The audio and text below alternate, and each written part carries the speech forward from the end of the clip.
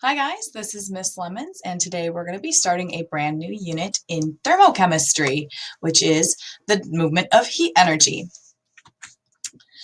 So, um, before we get started in this PowerPoint, I want to encourage that you use this worksheet. It's called Heat Energy Summary and Practice to go ahead and take notes.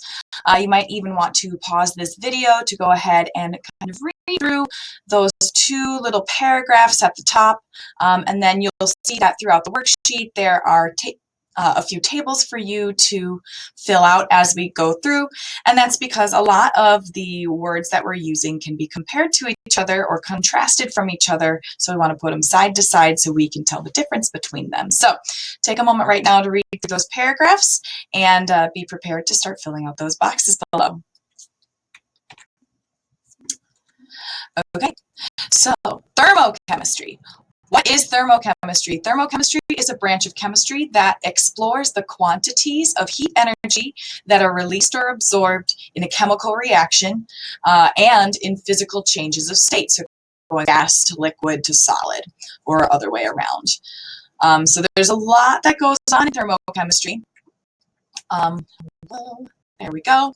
I want to give you guys a huge warning. This unit is notoriously hard, not only because of the calculations, but mostly because it's vocabulary rich. If you do not understand the vocabulary and how to accurately use the words that we give you in this unit, you will not do well. I'm going to try my best to help reinforce vocab for you. You do have access to a Quizlet. I highly recommend reviewing the Quizlet once a week. And then we'll also be reviewing those variables and the units and all the new measurements that we're going to be learning about in this unit frequently. So again, please, please, please make sure you start becoming familiar with the terminology, units, and symbols as soon as possible. Okay, so energy. Energy is the movement of matter, and there's so many different types of energy. There's electrical, kinetic energy, chemical potential, light, sound, and thermal energy. We've already talked about kinetic energy, and we're going to continue to talk about kinetic energy in thermodynamics, but we're at another layer, and that's going to be thermal energy, so the movement of heat, and that is intimately connected with kinetic energy, and I'll show you guys how. We're also going to be talking about chemical potential later on in this unit. So remember, kinetic energy is the energy of motion. Particles are constantly moving or vibrating. If a particle moves or vibrates more, they have a higher kinetic energy. If they have a lower kinetic energy, like this bottom picture here, it means that they're moving less or vibrating slower, right? Thermal energy is the internal energy of an object due to its kinetic energy. So heat energy or thermal energy is always moving.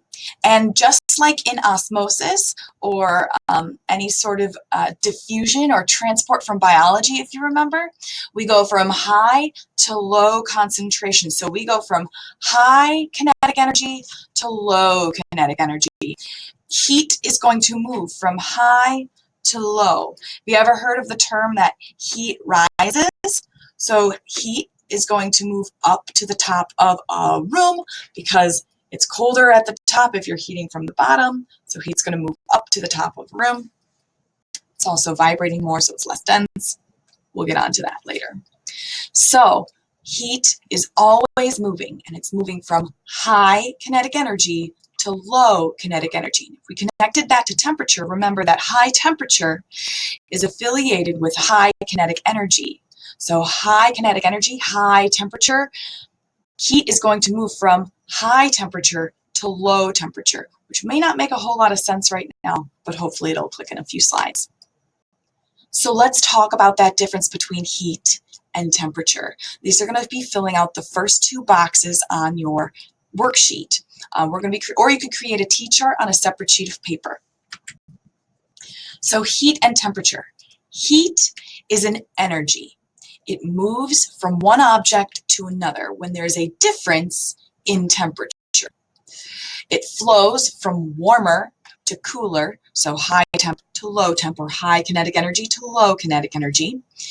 The variable for heat energy is a lowercase q. And yes, the lowercase does matter. Your capitalization for variables has always been important. Lowercase q. The units that we can use to measure heat in are joules, kilojoules, calories, and kilocalories. So based on this picture here, you can see that heat is transferring from the high temperature substance to the lower temperature substance, because heat will always move from high to low. Temperature is different. They are very closely related, heat and temperature, but temperature is a measurement. Heat is an energy. Temperature is a measurement. It measures the average kinetic energy of particles in matter, and it tells us how hot or cold something is. It determines the direction that heat flows.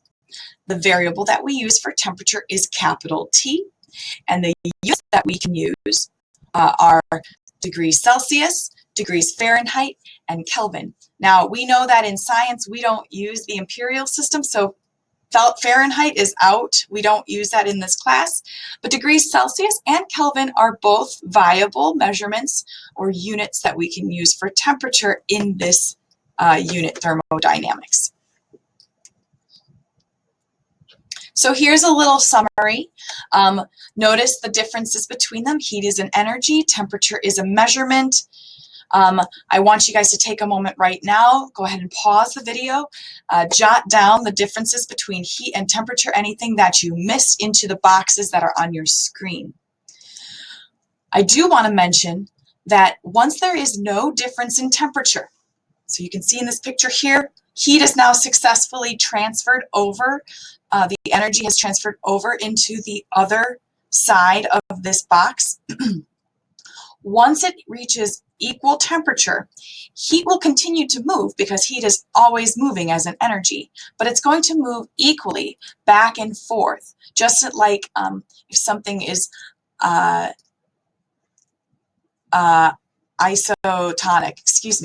isotonic. Remember in like osmosis when you're talking about hypertonic versus hypotonic, isotonic means that those particles are moving equally back and forth. But instead of thinking of particles moving equally back and forth, we're thinking about heat energy moving equally back and forth between those two objects. This, when we have an equal net movement of heat energy, this is called thermal equilibrium. Okay, so let's talk about some new concepts. System versus surroundings. So the term system and surroundings are used to describe the objects that are participating in any given transfer of heat energy. This helps us keep our thoughts organized when we're talking about the transfer of heat. That's why we talk about system and surroundings. So system is our point of reference. You can pick any system. It's whatever you're studying. This is the part of the universe which we focus all of our attention on. In a chemical reaction, it'll be the atoms or the molecules that are reacting. If you were to take my temperature, I would be the system. If you were to observe this calculator and see how hot or cold this is, this would be your system. Okay, so it's whatever you choose to observe in the question or in your realm. The surroundings is everything else. So like I said, if you were to take my temperature, I am the system, and everything else in the universe is considered the surroundings. So a good example of system versus surroundings. Oh, and this is kind of funny. A coffee cup on Miss Bakeman's desk is getting cold during class. Now, it's funny because Miss Bakeman is no longer Miss Bakeman. It's Mrs. DeGlopper. So a coffee cup on Mrs. DeGlopper's desk is getting cold during class. The system in this case would be the coffee cup on her desk, and it's losing heat energy to the air around it. Okay, so the surroundings is everything else. The desk that it's sitting on, the air that's around the cup of coffee, Mrs. DeGlopper's hand when she holds the cup of coffee. And so the heat energy is going to be escaping the cup into the surroundings. So the heat energy is going into the surroundings because remember, heat wants to go from high temperature to low temperature. And heat of coffee is hot, right? High temperature. And the surroundings is cooler. So heat is moving from hot coffee cup to the surroundings. If heat is leaving, it has a negative Q value. Negative, right? Because it's leaving. Bye-bye, negative. Leaving the system, therefore it is negative. Here's another example. A pot of water is being heated up using a stovetop burner. What is the systems and what is the surroundings? Well, the pot of water is going to be our system, and it is gaining heat energy from the stovetop burner, which would be your surroundings, or you could argue that everything else is the surroundings. Because the teapot or the pot is gaining heat energy, it has a Q value that is positive.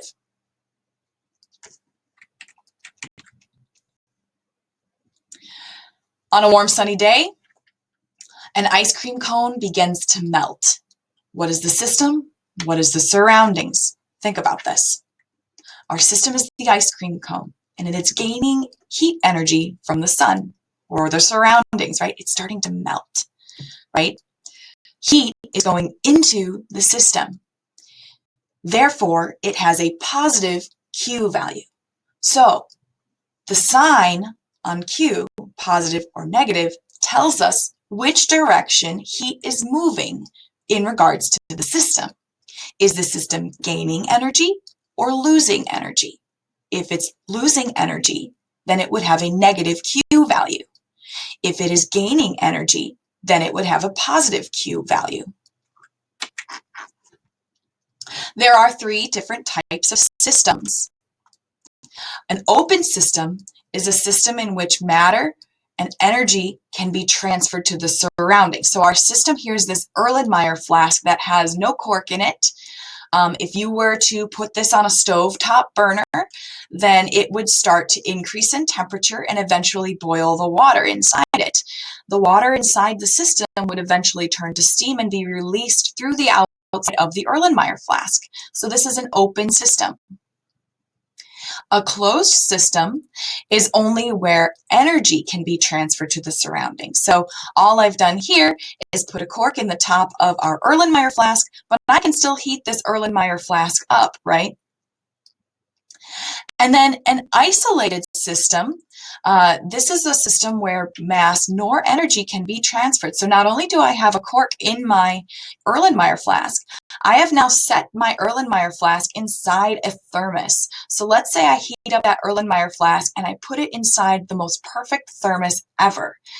The energy, the heat energy, should be trapped inside that thermos, so it cannot escape to its surroundings. So like I said on here, neither mass nor energy can be transferred to the surroundings. Thermoses or insulated containers are perfect examples of isolated systems. So here are your three types of systems.